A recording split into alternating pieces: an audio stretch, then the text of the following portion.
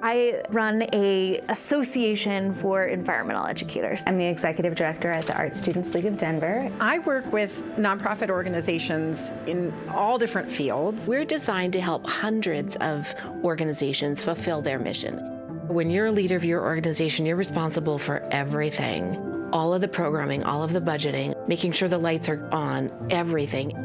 So giving people an opportunity to show up their best at work was intriguing. We know that this model, if we can make space to apply it, will transform our organizations.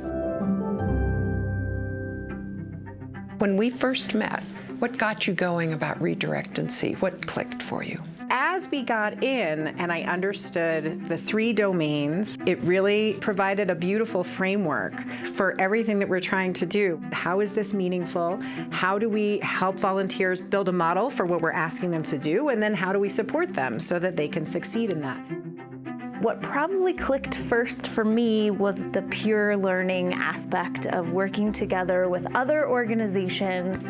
Getting to spend an hour or 2 hours with other executive directors, other CEOs, that is a rare privilege.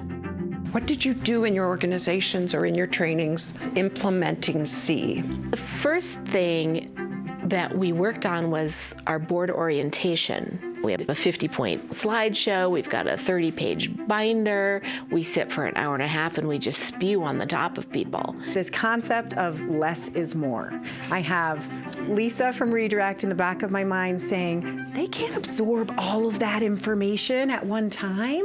And you said, and what is it you really want to have happen? And I said, I want them to bond with each other, understand who we are quickly, feel like they can contribute immediately. Distilling it down to what are the most essential elements of what I'm trying to impart so that folks can show up and be their best and get the most out of this experience. And I think we started in the very beginning by collecting data and really thinking about how is our team feeling about all of these things?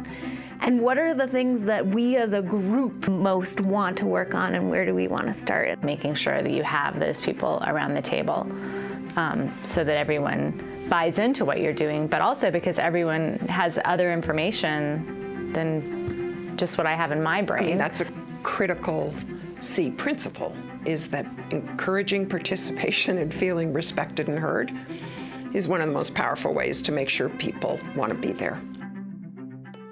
We're not going to get it all right at the first time. Yes. And we're not going to fail big because we're going to keep trying some small things and see how they go. Exactly. In fact, I just quoted that 2 weeks ago with an organization in San Antonio.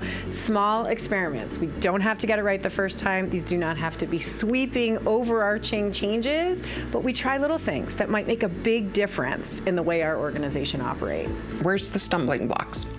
How we've been trained in the past, where we create goals and action plans and build budgets, and we get so into the mechanics that we forget what the culture should be. We've adopted what we're calling ways of being, how we do the work, how we value meaningful input, how we communicate with transparency, and we've built that into our meeting structure with our board. We've built that into our meeting structure with our staff. So irrespective of what we do, create a new mental wellness program or take Senior Companion to Pueblo, we now have a framework and a model built into just how we think and how we operate and the questions we ask and the pieces that we put together that I never had. But we had to shed all of those really bad habits, all those decades for some of us of learning in how we would normally run a nonprofit. See is the foundation for all of that.